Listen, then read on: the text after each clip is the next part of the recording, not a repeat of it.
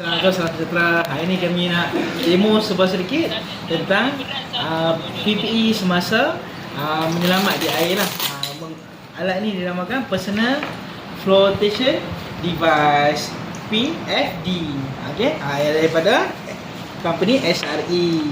Okay, so untuk PFE ni, untuk PFD ni, okay, so Cik Asmawi akan tunjuk cara nak pasang kepada diri penyelamat sendiri. Okey, masuk. Okey, masukkan dia dua lengan. Okey, ada 6 poin buckle hitam untuk kita rapatkan dulu. Okay, buckle pertama, buckle kedua, buckle ketiga, kemudian buckle keempat bawah tu.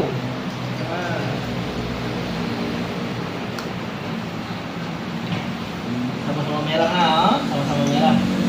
Okey. Okey, nanti dah 4. Dan kaki ada 2, kiri dan kanan lah. Okey.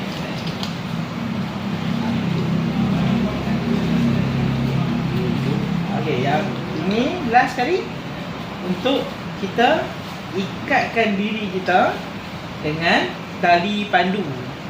Tali pandu yang ada di belakang PFD ni.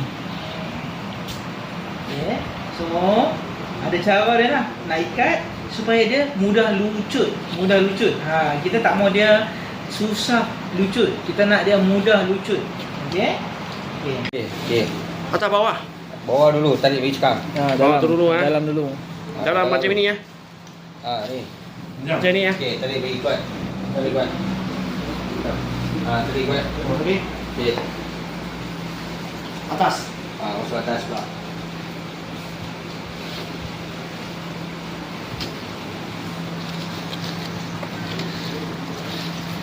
Okey. Okey. Okey, betul. Ya. Belum lagi, buka dulu. Okey. Okey. Atas Ujung ni masuk sini. Masuk depan masuk dalam dia punya bucket tu. Kat sini. Masuk situ. Tu, di macam. Masuk. Kasi cekang, Macam ni ya. Okey, dah cekang, tekan.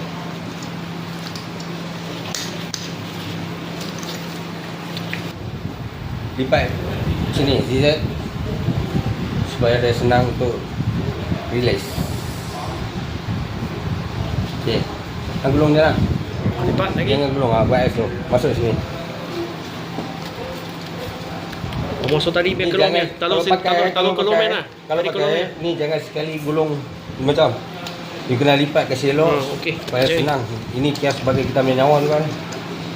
Buckle yang bersama dengan bola kuning ni kelihatan supaya kalau ada kecemasan, penyelamat boleh tarik dan lepaskan diri daripada tali pandu yang dipegang oleh penyelamat yang lain. Okey. So, okey, ni buckle di bahagian kaki pula, lagi 2.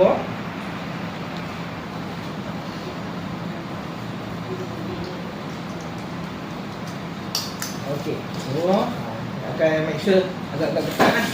Dan okey. So, kita nak tunjuk. Okey, pastikan ketat semua dan selit bagi kemas. Ya. Okey. Okey, dah ready. Kita akan tunjuk bahagian tali pandu di belakang pula. Okey. So, bayangkan kita nak selamatkan mangsa di hujung sana. So, kat sebelah sini kita akan buka karabina ni dan seboleh-bolehnya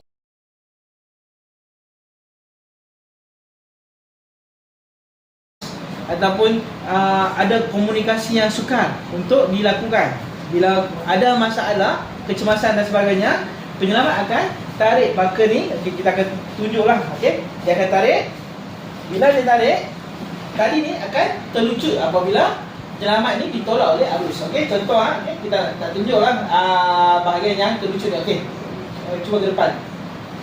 Okey, tarik. Tarik.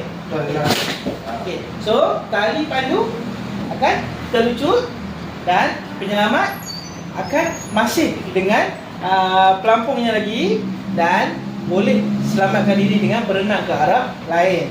Ada keadaan yang mana perlu tali pandu ini dilucutkan.